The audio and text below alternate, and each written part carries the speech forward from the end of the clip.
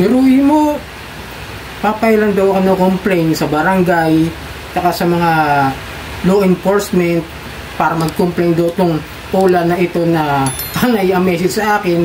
Gayon sila naman tong walang lisensya, hindi pa submitting entities ng CIC. Pagkatapos papadalhan ako ng halagang kalahati dun sa loan amount na ino-offer sa akin na hindi man na pinapaliwanag sa akin kung bakit ganun lang makukuha ko. Tapos ngayon manghaharas sila sa akin through email. Tatalakayin natin kung ano to. Alright, welcome back mga kadyami. Muli maglalambing lang po muna ako sa inyo na pakipollow po ang aking mga social media account ng Facebook, TikTok at itong aking YouTube channel. Pakilike na rin po, share at hit nyo na po yung notification bell para updated po kayo sa mga videos na ginagawa natin dito sa usapang Ola. So yun nga, nakaka-receive ako ng mga email galing dun sa isang Ola na sinubukan ko na galing sa mga text tapos nagbibigay lang ng mga links para i-download yung app. Dati nasa Play Store ito. Bigla na lang nawala, tapos ngayon napansin ko na parang itatry ko, hindi ko sinabing ipa-farm ko siya. Ang plano ko is i-review ko doon sa isa kong channel. Ang nangyari naman is hindi doon sa inaasahan kong plano kong gawin. Basta nag-distribute na lang ng 555. Pagkatapos hindi man lang in-explain sa akin kung bakit ganun kalaki na lang yung makukuha ko.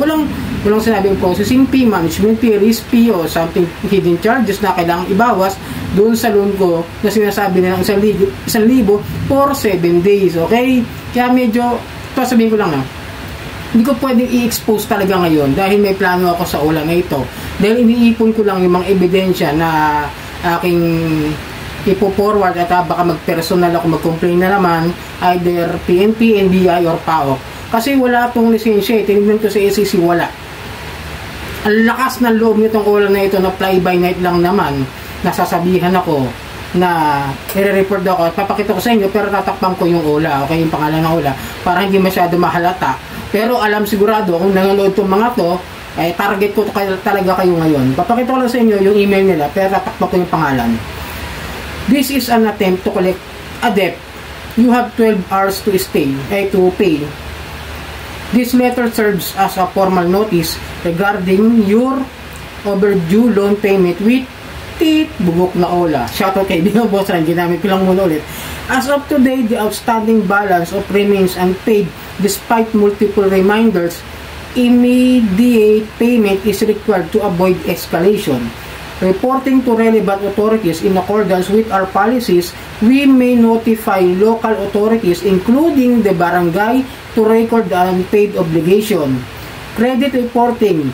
This is overdue balance may be reported to credit agencies impacting your credit standing. Potential legal action. We reserve the right to file a formal complaint with law enforcement which may lead to further legal proceedings. If payment is not received within this time frame, we will have no choice but to explore all available legal options. These actions may include pursuing legal proceedings to recover the debt. These actions will be undertaken without further notice in accordance with state and federal laws. Please be aware that this demand letter serves as the official notice to you and may be used in court as evidence of your failure to pay. If legal proceedings are initiated, you may also be required to pay attorney's fees and your credit history could be negatively impacted. Best regards, stop. Okay? Yung sinabi niya, no? Sa una pa lang, sablay na kagad yung binabanggit niya na i-report daw nila ako doon sa mga local authorities including the barangay. Unang-una tatandaan nyo ha, mga bugok na Ola. Hindi kayo pwede sa barangay. Kung talagang lehitimo yung ginagawa ninyo, pwede naman kayo mag-file ng small claims sa akin doon sa korte, di ba? Huwag nyo sabihin hindi nyo alam yan. Ba't kayo magre-reklamo sa barangay? Residente ba kayo ng barangay na nabibilang ako? O kaya naman ay kayo naman ay isang korporasyon, pwede kayong dumiretso. Di ba? Yun naman talaga ang sinasabi ng Supreme Court na bawal kayo diyan sa barangay na mag-report o magreklamo diyan. Tapos sasabihin nyo, i-record nyo unpaid obligation. Bakit ang pakialam ng barangay doon sa problema ko sa inyo? Gayong kayo, yung mga lumalabag agad doon sa usapan. Hindi nyo nga pinakita sa akin yung utang ko kung magkano dapat ang makuha ko, bakit gano'ng kalaki binawas nyo. O, di ba? Nilabag nyo na kagad yung Truth in Lending Act. Paalala lang, no? Huwag kayong utang sa mga nasa links lang ng text. Then, Bakit ako ganito? Wala akong takot sa kanila. Dahil wala akong pakialam sa mga gagawin nila. Unang-una, sanay na ako sa mga... Huwag nyo nang takutin yung matagal ng takot. Yun lang yun. Kaya payo ko sa mga biktima, gano'n lang isipin nyo. Kung takutan lang din usapan, wala akong natatakot sa kanila. Tapos sabi pala, credit reporting, this overdue balance may be reported to credit agencies. Gayong hindi kayo submitting entities ng CIC, papaalala ko lang, sinilip ko lahat ang record ninyo at sa kung may registro taga CIC, wala akong nakikita. Pangalawa, wala rin kayo sa CIC. Paano nyo kayo i-report sa CIC? Kung kayo mismo walang registro at kayo mga fly-by-night na mga OLA. Diba? Hindi ko binabagit muna kasi i-report ko talaga to. Hinihintay ko lang to, tatapusin ko itong Holy Week. After this, I will file a formal complaint about this one. Then babayaran ko kayo, huwag kayo mag-alala. Kasi hindi kayo kasama sa listahan ko ng mga binabayaran ko ngayong katong 15. Dahil kayo man din sinungaling sinasabihan nyo kasi sinungaling sa text, sinungaling kayo, hindi ako. Potential legal action. O sige, mag-file kayo ng complaint, walang problema, magharap tayo sa korte. Yun yung legal na lending na nahiraman ko. Pinadala ko legit na demand letter. O, ano nangyari? Nag-legal settlement kami. Kayo, sasabihin nyo sa akin, potential action, potential legal action, na hanggang pati ba naman yung mga law enforcement, ano magre-report kayo sa PNP, sa NBI, sa PAO? Anong kaso ko? Tignan natin kung sino kakasuhan. Ito palang ginagawa ninyo, di ba illegal na pag-ooperate ng hindi kayo rehistrado? Doon pa lang, sablay na, dami na nilalabag. Doon pa lang sa interest na pinapataw ng BSP na inadapt ng SEC, di ba?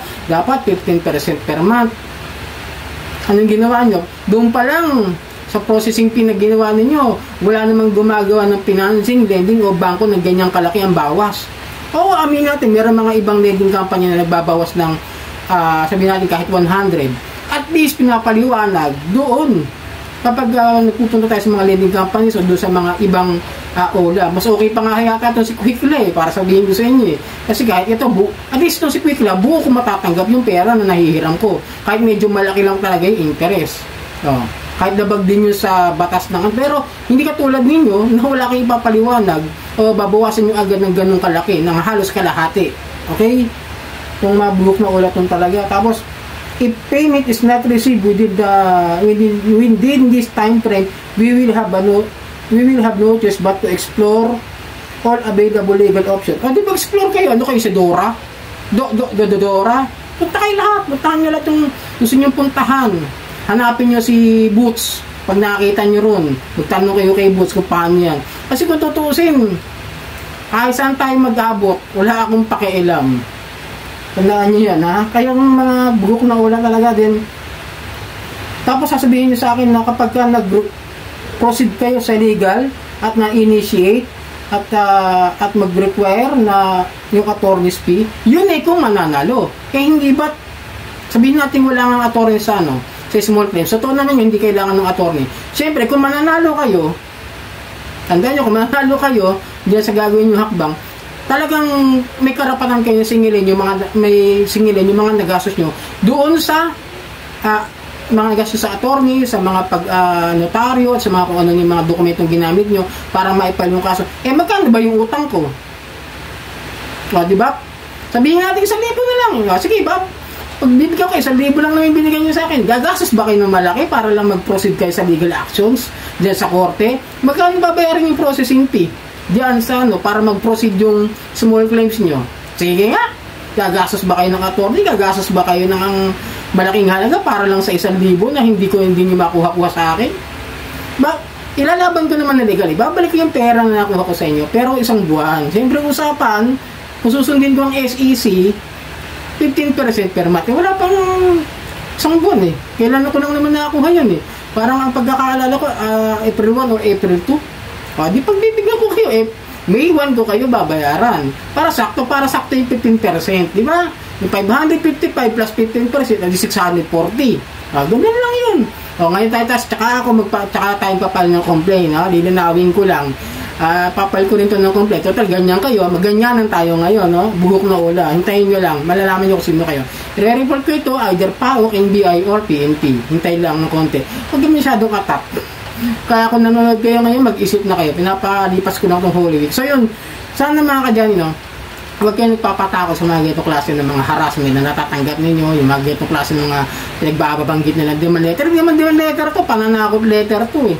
Totoo lang, no? So sana makatulong sa mga biktima ng OLA. Maging ano kayo, matapang kayo, harapin nyo kung may problema man. At tibayin nyo yung loob nyo, wag nyo pansinin yung mga pananakot nila. So sana nakatulong ang video to.